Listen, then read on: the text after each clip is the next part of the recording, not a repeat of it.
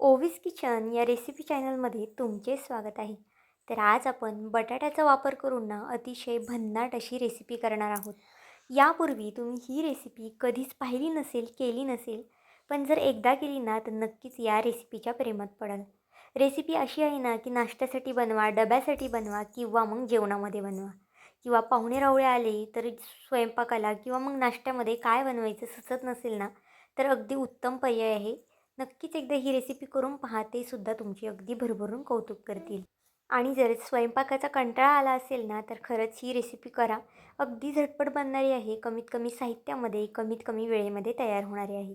तर चला, थोडाही वेळ न घालवता लगेच व्हिडिओला सुरुवात करूया. आता ही रेसिपी ना मी 2 ते 3 जणांसाठी करते. त्यानुसार बघा, इथे मी 2 बटाटे घेतले आहेत. तुम्ही जर जास्त लोकांसाठी करत असाल ना, त्यानुसार इथे साहित्याचं प्रमाण कमी जास्त करू शकता. बटाटे अगदी मीडियम साईजचे आहेत, त्यामुळे 2 बटाटे इथे मला पुरेसे आहेत. आता बघा, बटाट्याची साल काढून घेतली आहे कच्च्या बटाट्यांची आणि अशा पद्धतीने फोडीमध्ये हे बटाटे कट करून घ्यायचे आहेत. बटाटे आपल्याला लगेचच पाण्यामध्ये घालायचे आहेत, नाहीतर बटाटे लाल वगैरे किंवा काळे वगैरे पडू शकतात. खूप जास्त मोठमोठ्या फोडीसुद्धा ठेवायच्या नाही आहेत. अगदी अशा पद्धतीने बटाट्याच्या फोडी करून घ्यायच्या आहेत. आता इथे मी 2 हिरव्या मिरच्या वापरणार आहेत. तुम्ही जर लहान मुलांसाठी करत असाल किंवा मग तुमच्या घरात जास्त लहान मुलं असतील ना, तर मिरचीचं प्रमाणही तुम्ही तुमच्या आवडीनुसार कमी जास्त करू शकता. आता थोड्या वेळ आपण ते बाकीचं साईडला ठेवूया. इथे अर्धी वाटी रवा घेऊया. रवा इथे माझ्याकडे ना जाड होता, त्यामुळे मी जाड रव्याचा वापर केला आहे. पण जर तुमच्याकडे बारीक रवा असेल ना, तो बारीक रव्याचा वापर करा. आता रवा एका भांड्यामध्ये काढून घ्यायचा आहे. तुम्ही कोणत्याही वाटीत काढा किंवा मग एखाद्या बाउलमध्ये वगैरे काढलं ना तरी चालेल. आता यामध्ये 2 चमचे आपल्याला दही घालून घ्यायचं आहे. पाहू शकता, खूप जास्तसुद्धा दही घालायचं नाही. 2च चमचे दह्याचा इथे मी वापर केलेला आहे. आणि दही कमी आंबट असेल याची खात्री करून घ्या. खूप जास्तसुद्धा आंबट आपल्याला इथे दही वापरायचं नाही. ही रेसिपी अशी आहे ना की तुम्ही नक्कीच आठवड्यातून 2 ते 3 वेळा कराल एकदा बघितल्यावर. कारण की खूप जास्त झटपट बनते आणि चवीला म्हणाल ना तर खूप जास्त अप्रतिम लागते. तुम्हाला सुद्धा आश्चर्य वाटणार आहे रेसिपी बघून की फक्त बटाटा आणि रव्याचा वापर करून इतकी भन्नाट आपण रेसिपी तयार करू शकतो. तुम्ही खूपदा बटाट्याचे किंवा रव्याचे खूप जास्त वेगवेगळे पदार्थ बघितले असतील, पण ही रेसिपी कधीच पाहिली नसेल. आता बघा, रव्यामध्ये थोडंसं पाणी घालून हा रवा आपल्याला थोडा वेळ भिजत ठेवायचा आहे. अगदी चमच्याने व्यवस्थित असा हा रवा फेटून घेतला आहे. तोपर्यंत एका साईडला जे आपण बटाटे कट करून घेतलं होतं ना, त्याच्यातलं पाणी काढून घेऊया आणि हे बटाटे आपल्याला मिक्सरच्या भांड्यामध्ये टाकून घ्यायचे आहेत. त्याचबरोबर जी हिरवी मिरची कट करून घेतली होती ना, तीसुद्धा घालून घेऊया. आणि यामध्ये ना अगदी अर्ध्या ग्लासला सुद्धा खूप कमी पाणी घालायचं आहे. खूप जास्तसुद्धा पाणी घालू नका, नाहीतर मग बॅटर खूप जास्त पातळ होईल. तुम्हाला हवं असेल ना तर नुसता बटाटासुद्धा फिरवला ना मिक्सरला, अगदी थोडंसं पाणी टाकून तरी चालेल. तर बघा, बटाट्याची आणि हिरवी मिरचीची अगदी फाईन अशी मी पेस्ट करून घेतली आहे. तुम्हाला जितकं बारीक हे वाटता येईल ना तितकं बारीक वाटून घ्या. आता इथे बटाट्याचे 1-2 तुकडे राहिले होते ना, ते मी पुन्हा वाटून घेणार आहे. ते बघा, तुकडे मी साईडला काढून घेतले आहेत. आता आपल्याला जे आपण मिक्सरचं भांडं सुरुवातीला ठेवून घेतलं होतं ना, त्यामध्ये जो भिजवलेला रवा आणि दही होतं ना, ते घालून घेऊया. बघा, रव्यामध्ये आपण बऱ्यापैकी पाणी घातलं होतं आणि रवा आपला छान असा फुललेलासुद्धा आहे. जर तुमचा रवा बारीक असेल ना, तर तुम्ही न मिक्सरला फिरवता डायरेक्ट यामध्ये घातलं ना बॅटरमध्ये, तरीसुद्धा चालणार आहे. पण मी जो रवा वापरला होता ना, तो जाड होता, त्यामुळे मी इथे मिक्सरच्या भांड्यामध्ये काढून घेणार आहे. तर इथे पाहू शकता, पाणी वगैरे न टाकता आपल्याला हा रवा वाटून घ्यायचा आहे. अगदी छान, जितकं बारीक होईल ना तितकं आपल्याला छान वाटून घ्यायचं आहे. आता ही सुद्धा पेस्ट यामध्ये घालून घेतलेली आहे. तर बघा, सुरुवातीला बॅटर तुम्हाला पातळ वाटत असेल, पण यामध्ये अजून काही जिन्नस जाणार आहे, त्यामुळे आपलं बॅटर जे आहे ना ते घट्ट होणार आहे. आता यामध्ये आपल्याला एक 4 ते 5 चमचे बेसन पीठ घालून घ्यायचं आहे. खूप जास्तसुद्धा बेसन पीठ घालू नका. एक 4 ते 5 बेसन पीठ पुरेसे आहेत. आता बेसन पीठ घातल्यानंतर आपल्याला हे छान असं मिक्स करून घ्यायचं आहे. तुम्हाला हवं असेल तर चमच्याने सुद्धा मिक्स करू शकता. पण जर अशा पद्धतीने आपण रवीने वगैरे कशाने मिक्स केलं ना, तर अगदी छान मिक्स होतं आणि त्याच्या गाठी वगैरे सुद्धा होत नाही. त्यामुळे शक्यतो बघा, अशा पद्धतीने तुम्ही मिक्स करून घ्या. जितकं तुम्हाला हलवता येईल ना, म्हणजे जितकं मिक्स करता येईल ना तितकं मिक्स करा. म्हणजे बॅटर जे आहे ना ते अगदी फ्लफी होतं, छान हलकं होतं. त्यामुळे तुम्हाला एक 2 ते 3 मिनटं तरी हे सतत ढवळत राहायचं आहे. जरी अजूनपर्यंत व्हिडिओला एक लाईक आणि सबस्क्राईब केलं नसेल ना, तर नक्कीच व्हिडिओला एक लाईक आणि एक सबस्क्राईब करून घ्या. कारण की तुमचं एक एक लाईक, एक एक सबस्क्राईब हे नवीन यूट्यूबरसाठी खूप जास्त मोलाचं असतं. तसाच माझा हा व्हिडिओ तुम्ही कोणत्या देशातून, शहरातून पाहत आहात ना, हे सुद्धा मला कमेंट करून सांगायला मात्र विसरू नका. आता हे बॅटर थोड्या वेळ साईडला ठेवून देऊया. तोपर्यंत आपण इथे जी आपली पुढची प्रोसेस आहे ना, ती करून घेऊया. एक मिक्सरचं भांडं घेतलं आहे, त्यामध्ये थोडेसे शेंगदाणे घालून घेऊया. 6 ते 7 लसणाच्या सोललेल्या पाकळ्या घालून घेतलेल्या आहेत मी. आणि आपल्याला इथे थोडंसं ओलं खोबरं घालायचं आहे.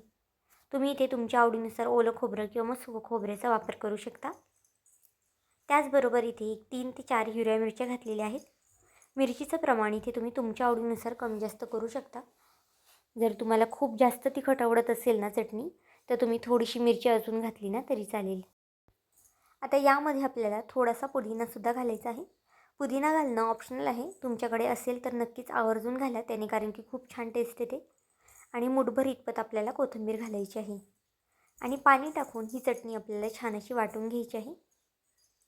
तुम्हाला चटणी जितकी पातळ, घट्ट ठेवायची असेल ना, त्यानुसार इथे तुम्ही चटणीमध्ये पाणी घालू शकता.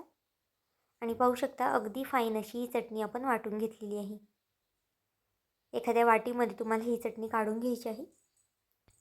आता यामध्ये चवीनुसार मीठ घालून घेऊया आणि पुन्हा छान अशी चटणी मिक्स करून घेऊया. तुम्ही ही चटणी ना कशासोबतही खाऊ शकता. जर तुम्हाला पराठे वगैरे करायचे असतील ना, त्यासोबतसुद्धा ही चटणी खाऊ शकता. आता चटणी अजून छान होण्यासाठी ना, इथे मी बघा एक छान अशी फोडणी ओतून घेतली आहे. फोडणीमध्ये तेल घेतलं होतं, 1 चमचा मोहरी आणि 1 चमचा इथे मी पांढरे तीळ घालून घेतले आहे. त्याचबरोबर अर्धा चमचा जिरे घालून घेतले आहे. आणि ही आपली चरचरीत फोडणी या चटणीवरती ओतून घ्यायची आहे. नक्कीच एकदा अशा पद्धतीची ही चटणी करून पहा. तुम्हाला हवं असेल ना, तुम्ही डोशासोबत, उत्तप्प्यासोबत, इडली किंवा आप्पे वगैरे करतो ना आपण, त्यासोबतसुद्धा ही रेसिपी ट्राय करू शकता. म्हणजे अशा पद्धतीची चटणी ट्राय करू शकता. खूप जास्त अप्रतिम लागते खायला आणि बनवायलासुद्धा अगदी झटपट आहे. आता आपली चटणी तर तयार झालेली आहे. तोपर्यंत आपण जे बॅटर साईडला ठेवून दिलं होतं ना, ते सुद्धा बघा अगदी छान असं फुललेलं आहे. जो रवा आहे ना, तो अगदी छान फुलतोसुद्धा आणि बेसन पीठसुद्धा यामध्ये अगदी छान असं फुललेलं आहे. आता पुन्हा एक 10 ते 15 सेकंद आपल्याला हे ढवळून घ्यायचं आहे. जितकं तुम्ही छान फेटाल ना, तितकं बॅटर जे आहे ना, ते आपलं फ्लफी होतं आणि आपला जो पदार्थ आहे ना, तो अगदी छान जाळीदार होणार आहे. आता हे छान असं मिक्स करून घेतलेलं आहे. तोपर्यंत ना एका प्लेटला इथे मी तेलसुद्धा लावून घेतलं आहे. तुम्हाला जर हवं असेल तर तुम्ही आपला जो कुकरचा डबा वगैरे असतो किंवा केक टेन वगैरे असतो ना, त्यामध्ये सुद्धा अशा पद्धतीने तेल वगैरे लावून घेऊ शकता आणि त्यामध्ये सुद्धा हे बॅटर तुम्ही ओतून घेऊ शकता. पण मी अशा पद्धतीने एक मीडियम आकाराची जी आपली प्लेट असते ना, त्यालाच तेल वगैरे लावलेलं आहे. ब्रशने लावा किंवा मग हाताने वगैरे सुद्धा तुम्ही तेल व्यवस्थित कडेपर्यंत लावून घ्या. जर तेल लावलं नाही ना, तर आपलं जे बॅटर आहे ना, ते खाली चिटकू शकतं. त्यामुळे तेल आवर्जून लावा. आता इथे बघा आपलं जे पीठ आहे ना, ते सुद्धा छान तयार झालेलं आहे. आता यामध्ये आपल्याला चवीनुसार मीठ घालून घ्यायचं आहे आणि पुन्हा छान असं मिक्स करून घ्यायचं आहे. मीठ इथे बेतातच घाला, कारण की आपण चटणीमध्ये सुद्धा मीठ घातलेलं आहे. आणि जर तुम्ही यामध्ये जर थोडंसं जास्त जरी मीठ घातलं ना, तर पदार्थ आपला खायला इतका छान लागणार नाही. आता इथे एखाद्या फोडणी पात्रामध्ये किंवा मग अशा पद्धतीने पळीमध्ये अगदी थोडंसं तेल घालून घेतलं आहे. त्यामध्ये 1 चमचा मोहरी, 1 चमचा जिरे आणि अगदी थोडेसे पांढरे तीळ आणि कोथिंबीर घालून घेतलेली आहे. ही फोडणी आपल्याला यामध्ये ओतून घ्यायची आहे. अशा पद्धतीची फोडणी घातल्यामुळे ना पदार्थ अजून जास्त छान होतो. त्यामुळे फोडणी आवर्जून घाला. फोडणी घातल्यानंतर पुन्हा आपल्याला हे छान असं मिक्स करून घ्यायचं आहे आणि यामध्ये आपल्याला इनो घालायचं आहे. इनोऐवजी तुम्ही इथे सोड्याचा सुद्धा वापर करू शकता. अगदी चिमूटभर इतपत इनो घालायचं आहे. खूप जास्तसुद्धा इनो घालायचं नाही. इनो घातल्यानंतर पुन्हा आपल्याला थोडा वेळ फक्त मिक्स करून घ्यायचं आहे. ही रेसिपी करायला म्हणाल ना, तर खूप जास्त सोपी आहे. तुम्हाला फक्त बटाटा, रवा आणि हिरवी मिरची हे वाटून घ्यायचं आहे. बेसन पीठ घालायचं आहे यामध्ये आणि छान असं बॅटर मिक्स करून ह्याचा ढोकळा करून घ्यायचा आहे. तुम्ही यापूर्वी असा कधी ढोकळा केला होता का, हे सुद्धा मला नक्कीच कमेंट करून सांगा. खायला खूप जास्त अप्रतिम लागतो. पोटभरीचा सुद्धा आहे. पुढे तुम्हाला दाखवणारच आहे की आपला ढोकळा जो आहे ना, तो नक्की कसा तयार झालेला आहे. आता बघा सगळं बॅटर यामध्ये मी ओतून घेतलं आहे. फक्त जे ढोकळ्याचं बॅटर आहे ना, ते शक्यतो थोडंसं दाटसर ठेवा. खूप जास्त पातळसुद्धा करू नका. आता सगळं बॅटर आपल्याला यामध्ये ओतून घ्यायचं आहे. तुमच्याकडे जर एखादा डबा वगैरे असेल ना, त्याचासुद्धा इथे तुम्ही वापर करू शकता. पण माझ्याकडे असा परफेक्ट डबा नव्हता ना, त्यामुळे मी इथे प्लेटचा वापर केलेला आहे. आता यामध्ये छान दिसण्यासाठी ना, मी इथे थोडेसे चिली फ्लेक्स घातले आहेत. तुम्हाला आवडत असतील तरच घाला किंवा मग तुम्ही स्किप केलं ना तरी चालेल. चिली फ्लेक्सऐवजी तुम्ही जी आपली लाल तिखट किंवा बेडगी मिरची असते ना, तीसुद्धा वरून थोडीशी भुरभरू शकता आणि थोडीशी वरनं कोथिंबीर घालू शकता. तोपर्यंत एका साईडला बघा, इथे मी कढईमध्ये पाणी घातलेलं आहे आणि त्यावरती एक चाळण ठेवली आहे. आणि त्यानंतर आपल्याला त्यावरती ही प्लेट ठेवून द्यायची आहे अगदी आल्लाद्री. आणि मीडियम गॅसवरती हा ढोकळा शिजून द्यायचा आहे. 7 ते 8 मिनटामध्ये ना आरामात हा ढोकळा शिजला जातो.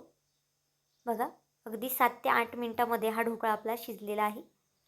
तुम्हाला जर वेळ नसेल तर तुम्ही संध्याकाळचंच हे बॅटर बनवून ठेवू शकता आणि नंतरनं सकाळ हा गरमागरम ढोकळा तुम्ही बनवू शकता. इथे पाहू शकता 7 ते 8 मिनटानंतर आपण ताटली काढून घेतलेली आहे. गॅससुद्धा इथे मी बंद करून घेतलेला आहे. अगदी सावकाश पद्धतीने आपल्याला ही प्लेट काढून घ्यायची आहे यामधून. प्लेट खूप जास्त गरम आहे. तुम्ही काढताना ना रुमालाचा वगैरे सुद्धा वापर करू शकता आणि अगदी आल्लाद्री ही प्लेट काढून घ्या. इथे बघा, आपला जो ढोकळा तयार झालेला आहे ना, तर तो खूप जास्त गरम आहे. त्यामुळे इथे मी सुरीला थोडीशी ओलसर केली आहे सुरी आणि नंतरनं हा ढोकळा कट करून घेतलेला आहे. तुम्हाला हवं असेल तर तुम्ही थंड करून सुद्धा हा ढोकळा कट करू शकता. पण बघा, मी गरमागरमच हा ढोकळा कट करून घेणार आहे. जर सुरीला बॅटर चिटकत असेल ना, तर सुरी थोडीशी पाण्यामध्ये भिजून घ्या आणि नंतरनं कट करा. म्हणजे अगदी परफेक्ट असा ढोकळा आपल्याला कट करता येतो. अगदी छान मऊ जाळीदार असा ढोकळा तयार झालेला आहे. तुम्हाला मी कट केल्यानंतर काढून तर नक्कीच दाखवणार आहे. तुम्हाला हवं असेल तर तुम्ही याची चौकोनी पीससुद्धा कट करू शकता. कोणत्याही पीसमध्ये तुम्ही हा ढोकळा कट करू शकता. पण इथे ना मी थोडासा असा पिझ्झा कसा असतो त्याचा आकार दिलेला आहे. म्हणजे मुलेसुद्धा अगदी आवडीने खातात. साईडने सुद्धा थोड्याशा कडा रिकाम्या करून घ्यायच्या आहेत. पाहू शकता. आता एक पीस इथे मी काढून दाखवते. चमच्याने वगैरे काढा किंवा मग अशा पद्धतीने तुम्ही सुरीने वगैरे सुद्धा काढू शकता. अगदी सहज निघतं, कारण की सुरुवातीला ना आपण तेल लावलेलं खाली प्लेटला, त्यामुळे ढोकळा जो आहे ना तो अजिबातच खाली चिटकत वगैरे नाही. पाहू शकता, अगदी वाफा निघत आहे ढोकळ्यातून. खूप जास्त गरम आहे तरीसुद्धा आपला ढोकळा अजिबातच चिकटकलेला वगैरे नाही किंवा मग तुटलेला वगैरे सुद्धा नाही. अगदी मऊसूत झालेला आहे, जाळीदारसुद्धा झालेला आहे. नक्कीच एकदा अशा पद्धतीचा हा झटपट ढोकळा करून पहा. आता एका पॅनमध्ये ना मी अगदी थोडंसं तेल घालून घेतलं आहे. त्यामध्ये अगदी थोडीशी चिमूटभर इतपत मी हळद घातली आहे. चिमूटभर बेडगी मिरची घातलेली आहे. आणि जे आपले ढोकळ्याचे जे पीस आहेत ना, ते आपल्याला यावरती परतून घ्यायचे आहेत.